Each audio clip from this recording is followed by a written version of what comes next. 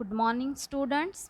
I, Mrs. Vandana Perspagar, welcomes you all to online classes of 11th standard conducted by RLT College of Science, Akola. Let me first introduce all faculties of Biology Department who will teach you subject Biology. Myself, Mrs. V.V. Perspagar, working as a lecturer at RLT College of Science since 1988. I am from Botany Department. Then Mrs. U.P. Shival, Botany Department. Third faculty, Mrs. N.K. Shaha from Botany Department. Fourth faculty member, that is Mr. S.R. Mhatre from Zoology Department. अब आप लोगों को सबको मालूम है कि junior college level से subject biology is divided into two branches, botany and zoology. Botany it is a plant science, zoology animal science. तो अब ये हम 4 टीचर्स जो है आपको आपका बायोलॉजी का सिलेबस पढ़ाएंगे. तो इस तरह से ये फैकल्टी मेंबर्स है बायोलॉजी डिपार्टमेंट. अब आपके सामने ये जो डिस्प्ले हो रहा है ये है total syllabus of biology subject from living world to 16 chapters, skeleton and movement, यानी टोटल 16 चैप्टर्स है. अब इसमें से living world, systematics of living organisms, kingdom plantae belonging to botany part, kingdom animalia, cell structure and organisation belonging to zoology part, biomolecules, cell division, plant tissue and anatomy, morphology of flowering plants belonging to botany, then animal tissue, study of animal type cockroach belonging to zoology, photosynthesis, respiration and energy transfer belonging to botany, human nutrition, excretion and osmoregulation, skeleton and movement belonging to zoology. तो अब यहाँ पे आपको समझ में आया होगा कि कुछ part botany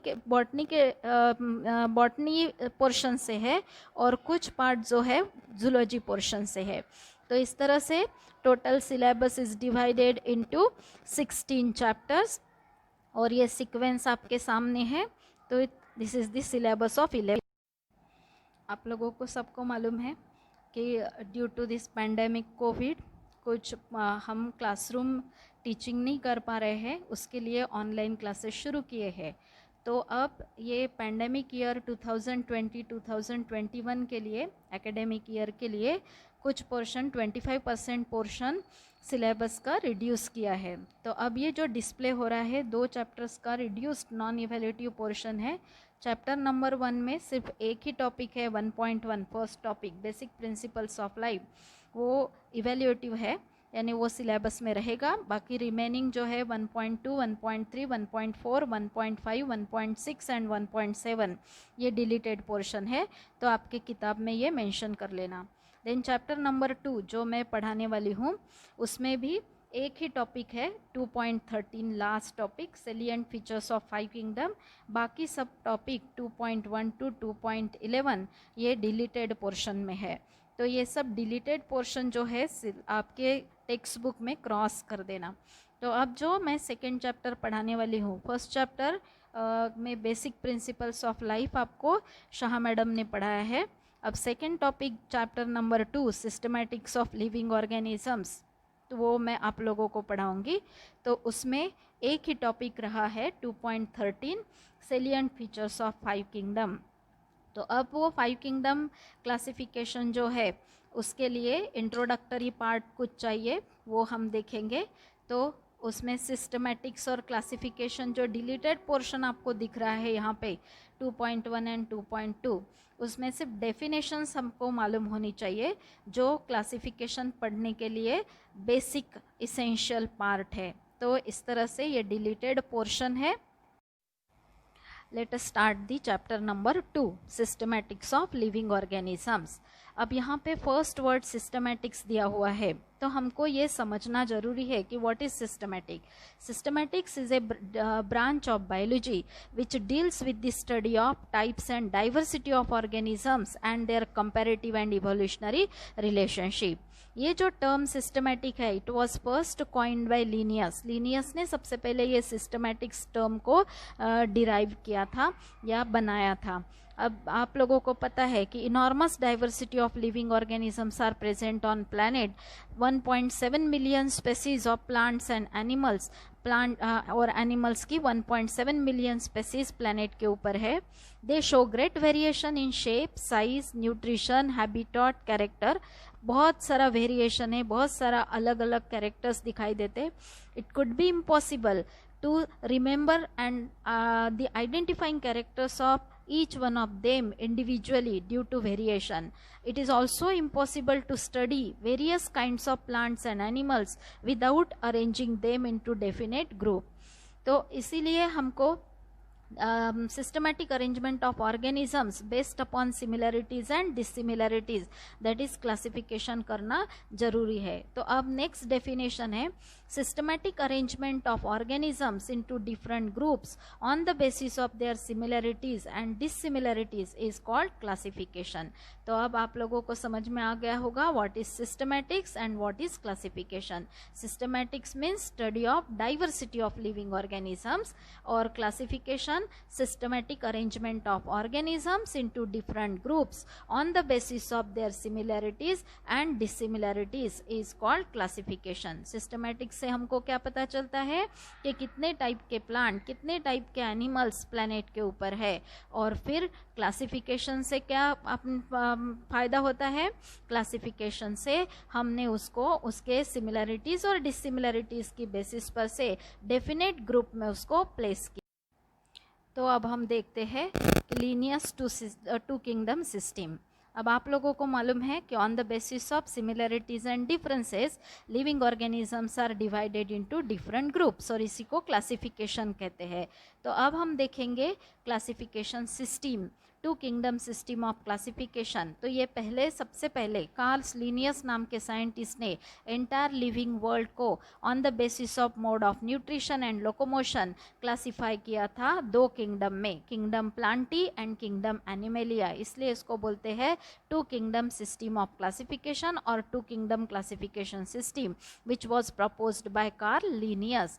according to Carl Linnaeus, उन्होंने किंगडम प्लांटी में कौन से लिविंग ऑर्गेनिज्म को इंक्लूड किया? तो autotrophic and fixed organisms. Autotrophic mode of nutrition means organism which prepare their own food are called as autotrophs. And kingdom animalia includes motile heterotrophic organism. Heterotrophs का मतलब होता है फूड के लिए जो दूसरे पे डिपेंड है, तो उनको, और जो मोटाइल है, मूवेबल है, उन सबको कौन सी किंगडम में डाल दिया? Kingdom animalia. So Karl Linnaeus on the basis of mode of nutrition and locomotion divided living organism into two groups, that is kingdom plantae and kingdom animalia.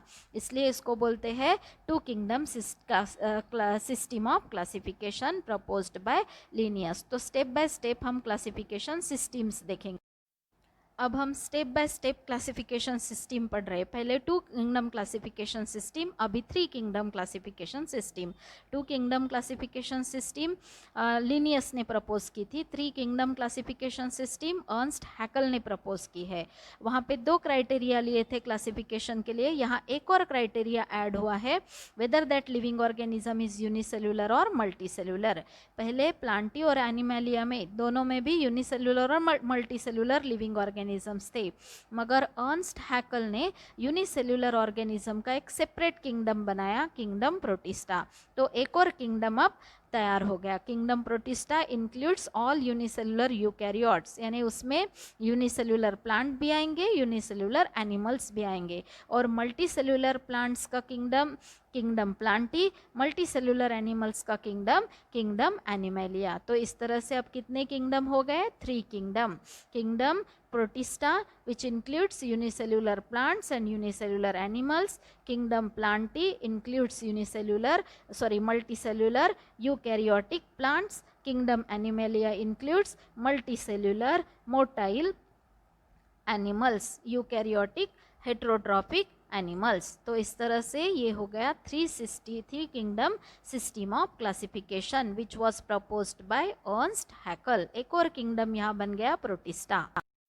अब हम नेक्स्ट सिस्टम ऑफ क्लासिफिकेशन देखेंगे which was proposed by Copeland in 1956। उन्होंने एक और kingdom add किया, क्योंकि तब तक हमको पता चला था कि on the basis of cell structure organisms are divided into two categories, prokaryotes and eukaryotes. Incipient जो ट्रू न्यूक्लियस नहीं है, एंशिएंट न्यूक्लियस, इंसिपिएंट न्यूक्लियस वाले प्रोकैरियोट्स और ट्रू न्यूक्लियस वाले यूकैरियोट्स। तो उन्होंने एक किंगडम बनाया मोनेरा, जिसमें prokaryotic unicellular organisms were included by Copeland. उसके बाद में यूनिसेलुलर यूकैरियोट का जो प्रोटिस्टा था वो वैसे ही रखा, और किंगडम प्लांटी में multicellular eukaryotic non motile autotrophs, उनको उन्होंने नाम दिया metaphyta. Phyta means plant, meta means big. Kingdom animalia metazoa, zoon means animals, meta means bigger animals included in kingdom animalia. तो इस तरह से कितने किंगडम तैयार हुए? Kingdom monera, protista, plantae, animalia, on the basis of prokaryotic and eukaryotic cell structure. System of classification, 5 kingdom system which was proposed by R.H. Whittaker। अब इन्होंने जो है एंटायर लिविंग वर्ल्ड को 5 किंगडम में डिवाइड किया है, मोनेरा, प्रोटिस्टा, प्लांटी। अब नया किंगडम आया है फंजाई और animalia. So R.H. Whittaker in 1969 proposed 5 kingdom system of classification। अब इसमें जो है हमने देखा था यूनिसेलुलरिटी, मल्टीसेलुलरिटी, मोड ऑफ न्यूट्रिशन और सेल स्ट्रक्चर, ये 4 क्राइटेरिया से अभी तक 4 किंगडम बने थे। अब ये 5वां क्राइटेरिया यहाँ पे ऐड किया है इकोलॉजिकल रोल। प्लैनेट पे उसका जो इकोलॉजिकल रोल है उसकी बेसिस पर से kingdom monera, protista, fungi, Plantae and animalia. तो पहले के ऑलरेडी 2 किंगडम थे ही, मोनेरा और प्रोटिस्टा, और फिर प्लांटी और एनिमेलिया को एक और किंगडम में डिवाइड किया फंजाई में, on the basis of ecological role. Kingdom fungi में हेट्रोट्रॉपिक डिकम्पोजर्स आते हैं, मल्टीसेलुलर यूकैरियोट्स वाले। किंगडम प्लांटी में प्रोड्यूसर्स आते हैं, और किंगडम एनिमेलिया में कंज्यूमर्स आते हैं। तो अब ये 5 किंगडम सिस्टम ऑफ क्लासिफिकेशन जो है R.H. विटेकर ने 1969 में प्रपोज की हुई, इसका डिटेल स्ट्रक्चर, सेलिएंट फीचर्स हम नेक्स्ट वीडियो में देखेंगे। तो ये 5 किंगडम सिस्टम